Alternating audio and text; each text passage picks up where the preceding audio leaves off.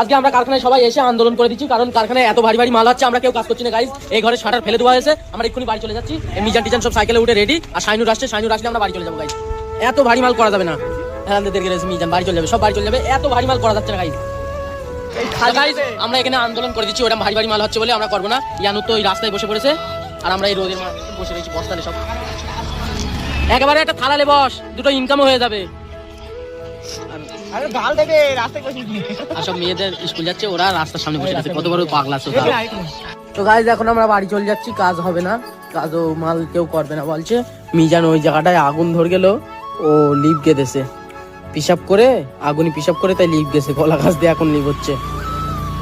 আমরা এই কারখানায় তালা মেরে দিচ্ছি, এখন সব বাড়ি চলে যাবো। ইয়ানুর বাড়ি চলে গেছে, আমরা বাড়ি চলে যাচ্ছি। তো গাইস কাজ থেকে বাড়ি চলে এসেছি, এখন রয়েছি বাগানে, মাঠে যাচ্ছি। মইনুর রয়েছে, ফিজার রয়েছে সামনে, এই যে এখন যাচ্ছি গাইস বাগানে। বাগানে না যাচ্ছি নলিদির পাড়ে, পুকুরি, ও একটা গার্ডেন। তো হে গাইস এখন আমরা নলিদির পাড়ে চলে এসেছি। নলিদির পাড় পুরো একদম নারকেল বাগান ভর্তি, শুধু নারকেল গাছ আর নারকেল গাছ। তোমার আমি দেখাচ্ছি, দেখো।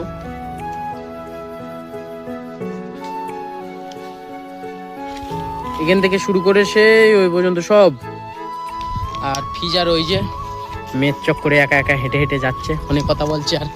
আর মইনুর গেছে ওইদিকে ধানবতী, ওইখানে আসবে, তাহলে আমরা এই পাড়টা ঘুরে তোমাদের দেখাই। তো গাইজ এইগুলো তো কি বলে আমি জানি না, এখানে ভর্তি ওই সব, হেভি নরম গাইজ, হেভি নরম। ধরগে দিলি দাদাও কত ধরে যাবে, তারা ধরগে দেখাই তোমাদের।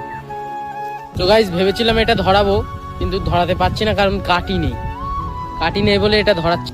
ওই গাছ ভর্তি, ওই গাছ এখানে ভর্তি, হেভি সুন্দর একটা জায়গা।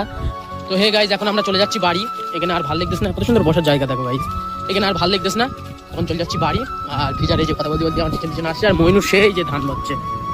হ্যাঁ মইনুর, বাড়ি চলে যাচ্ছি।